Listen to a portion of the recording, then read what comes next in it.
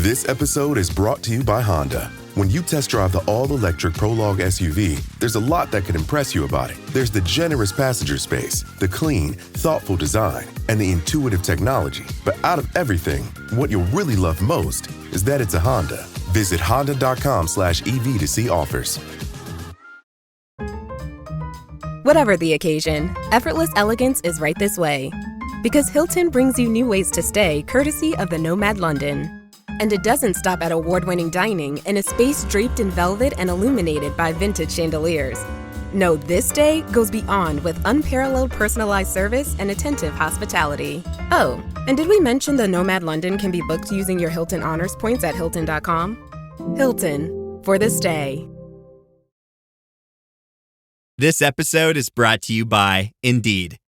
When your computer breaks, you don't wait for it to magically start working again. You fix the problem. So why wait to hire the people your company desperately needs? Use Indeed's sponsored jobs to hire top talent fast. And even better, you only pay for results. There's no need to wait. Speed up your hiring with a $75 sponsored job credit at Indeed.com/podcast. Terms and conditions apply.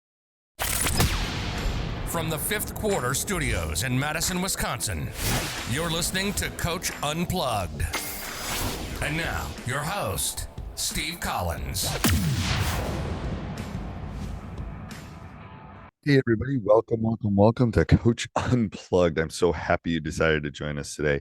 Before we jump into the podcast, I'd like to give a big shout out to our two sponsors. First of all, Dr. Dish, the number one shooting machine on the market. We own 3 of them, and I can tell you personally, even before they became sponsors, their customer service is second to none.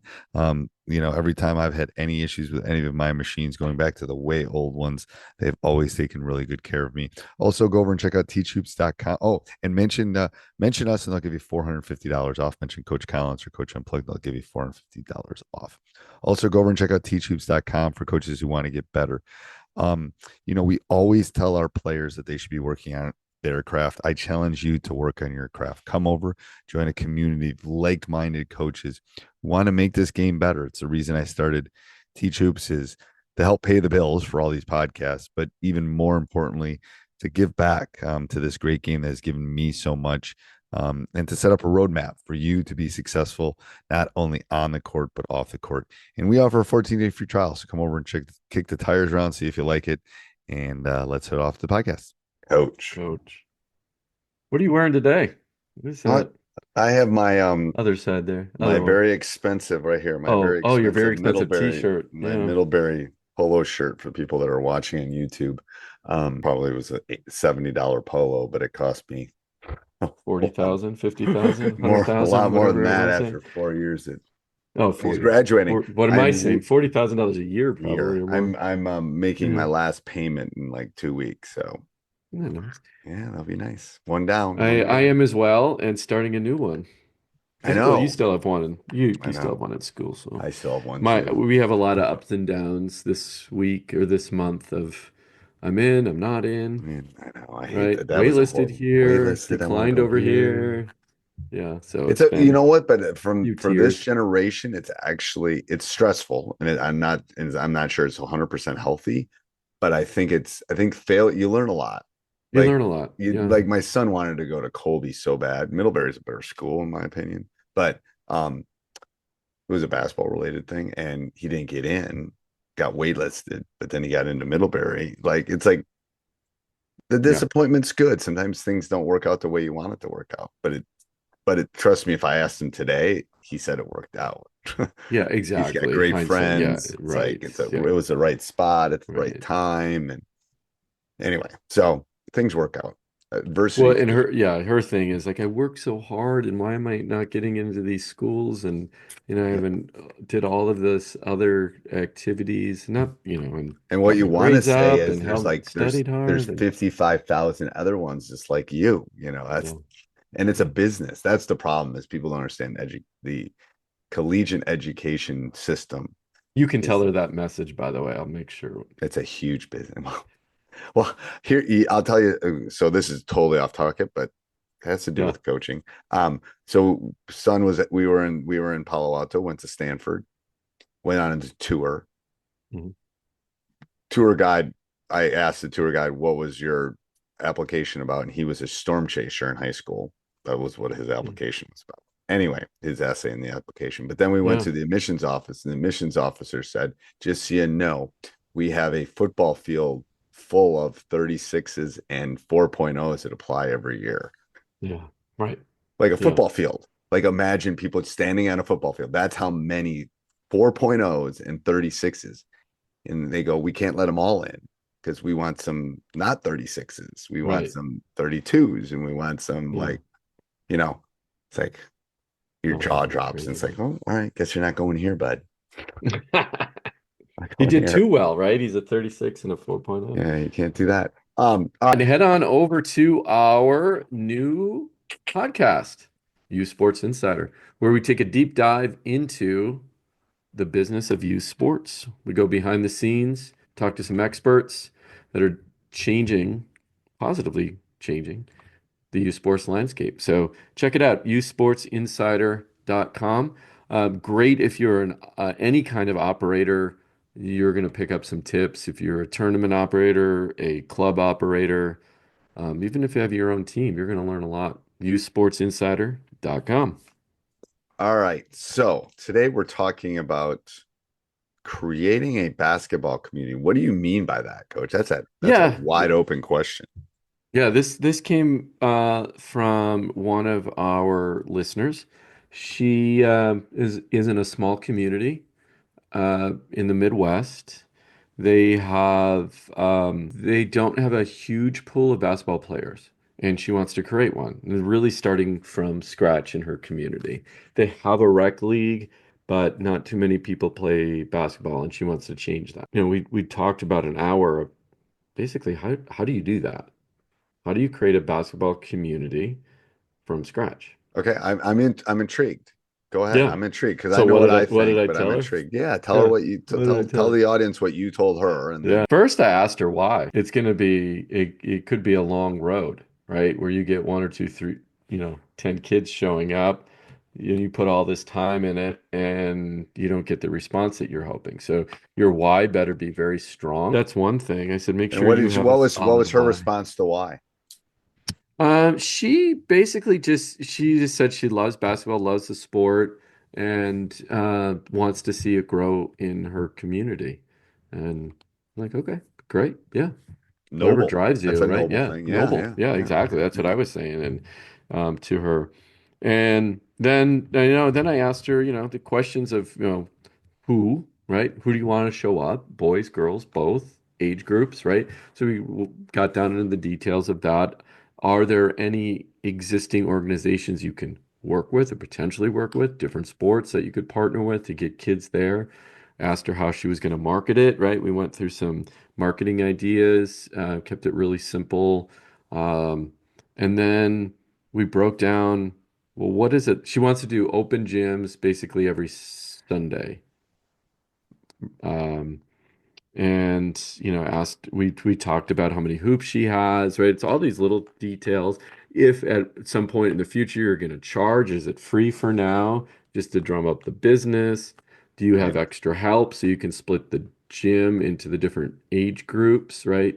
So like maybe you would do third through fifth on one side and sixth through eighth on the other side. right, So she just wants to do girls to start, right? Just to focus. She wants to do those age groups, third through eight. Um, and I just told her it's going to be a, lot of passion, a lot of, just week after week being okay that you have one person for an hour and a half, right? And we talked about, well, how long should each session be? And I said, the way I would look at it is start with an hour, max hour and a half, and you can always, if you can increase it, add another session as needed. But you don't want to be in there and for 2 hours with one kid, right. right? I know. So I agree. here's a fun fact for you, Steve. Speaking to the U Sports audience, I know you're not going to be shocked. They Mo if you're involved in a sport, your child's involved in a sport, 10 plus hours a week, more time, you spend more time with that sport than you do at the dinner table. 100% as a agree with that. family. Oh yeah. So. Yeah. And so that's why that's why for brands it It's like, makes a lot of sense to invest. And if you think about tournaments, they're spending 3 or 4 hours per day in a gym. Now, if you see a banner of your brand in there, that's a lot of brand impressions right. versus a social media ad that you might Yeah. just scroll by. You That's know, LY at the end dot team. okay. We'll put that in the show notes too for people that Hmm. need it. Did you talk about the hook or the fun or the how Yeah. you get them? I mean, that's what I remember from it's been a while since I had to build a Yeah. program from that level. Um, but you're always competing against other things, video Other things. games, Right. fishing, Right. other Right. sports, Yeah. Family time, of depending they get course, right? older, Yeah. the opposite side, Yeah. whatever. It's like you're dealing with Yeah. other things. So how do you, how do you hate to use the word, but how do you addict them? Like my point guard that just graduated and has been with me for 4 years, he's addicted to basketball. Like I think he might be addicted. Like that's how much he loves it. Yeah. So I'm a little worried that it's going to stop and what's going to happen. But how do you hook them? Mm-hmm. Like how do you get them to want it so badly? Yeah. Yeah, yeah, we did talk about it. I said you have to make it fun. Think about and keep the kids coming back. Think about creating a shooting club, right? Or something, or an attendance record, right? And give them, have prizes. The other thing I told her too is think about she wants to do this year round. I said, think about it in seasons.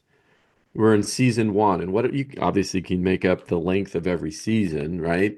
You could do it by quarter, maybe with a little break, or maybe not. But thinking about it in chunks because there's a start and a stop, and then you can, um, move kids up levels. You can gamify the whole concept. That way, the kids keep on coming back.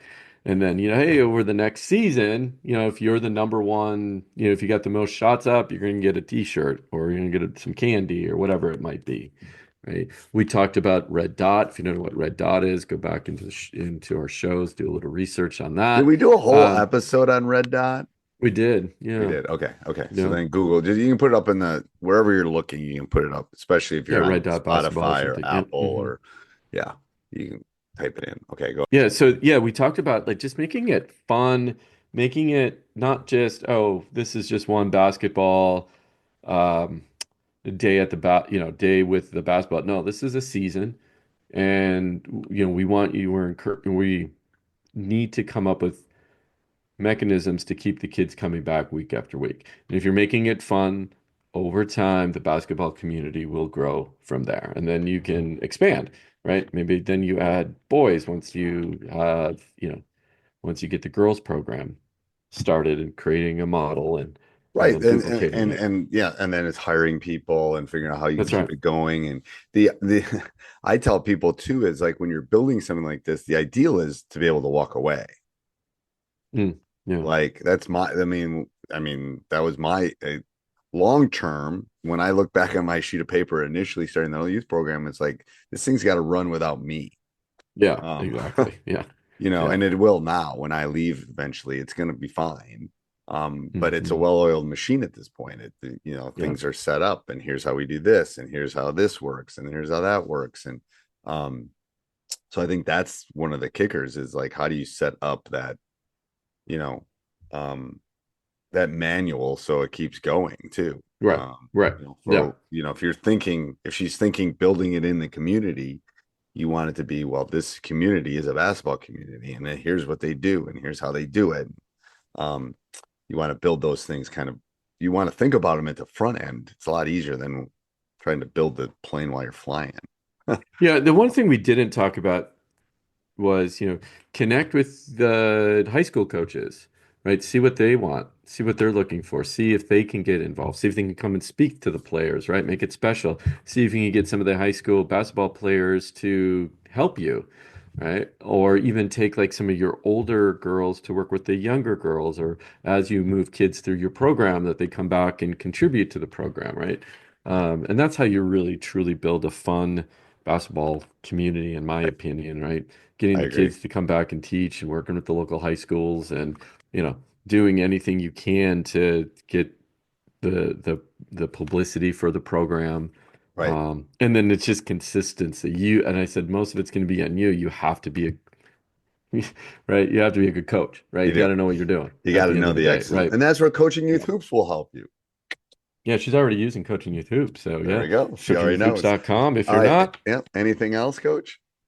No. Hey, everybody. I hope you enjoyed the podcast. Make sure you subscribe. Make sure you like it. Go over and check out our other podcasts, High School Hoops, Teacher's Side Gig, and then go over and check out teachhoops.com for coaches who want to get better. Have a great day.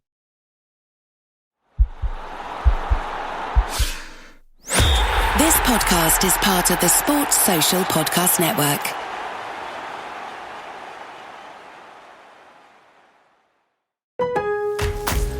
Memorial Day doorbuster deals are here at Lowe's. Right now, Rewards members save $80 on the Master Forge 4-burner gas grill, now just $149. Plus, Rewards members save $900 on the Lowe's exclusive Hisense French door refrigerator, now only $999. Lowe's, we help, you save. Valid through 5/26. Selection varies by location. While supplies last. See Lowe's.com for more details. Program subject to terms and conditions. Details at Lowe's.com/terms. Subject to change.